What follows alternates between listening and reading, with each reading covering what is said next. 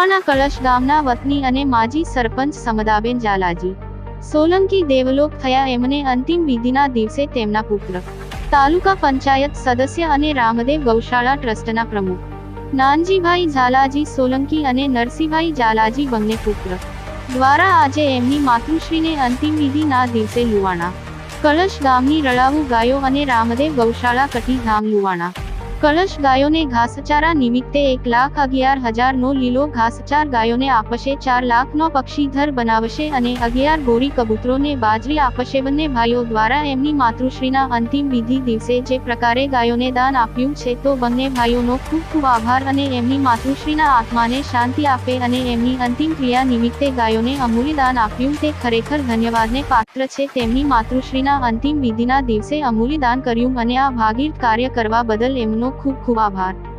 અહેવાલ નરસિંહભાઈ દવે.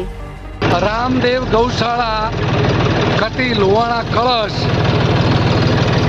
આજે રોજે લીલા ઘાસચારાના દાતા નાનજીભાઈ ઝાલાજી સોલંકી, નરસિંહભાઈ ઝાલાજી સોલંકી, એમની માતૃશ્રી માજી સરપંચ સમદાબેન ઝાલાજી, તેમની પુણ્યતિથિ નિમિત્તે આજે રામદેવ ગૌશાળામાં 1 ટોલી લીલો ઘાસચારો આપવામાં આવે છે.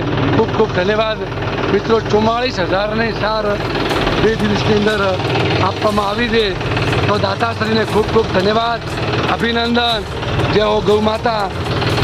જે રોજ બેવટાની ગૌશાળામાં 1 ગાડી લીલો ઘાસચારો ભેટમાં આપવામાં આવે છે. સોલંકી નાનજીભાઈ ઝાલાજી, ગામ લુવાણા કળશ, એમની માતૃશ્રીને પુણ્યતિથિ નિમિત્તે 1 ગાડી લીલો ઘાસચારો ભેટમાં આપવામાં આવે છે. ખૂબ ખૂબ ધન્યવાદ. આ ગૌશાળાની ગાયા છે. આજે મોજ આનંદ આવી ગયો. રવિવાર 4 તારીખ જેઠ વદ 14. જય હો ગૌ મૈયા. રાજ તાલુકાનો લુવાણા કળશ ગામે નાનજીભાઈ ઝાલાજી એમની માતાની પુણ્યતિથિ નિમિત્તે ચોટવા ગામ નિવાસે ઘાસચારો ગાયા તરફે ગૌશાળામાં ભેટ આપવામાં આવે છે. એ બદલ ગામ તરફથી ખૂબ ખૂબ ધન્યવાદ. સુખી રહો, આનંદ.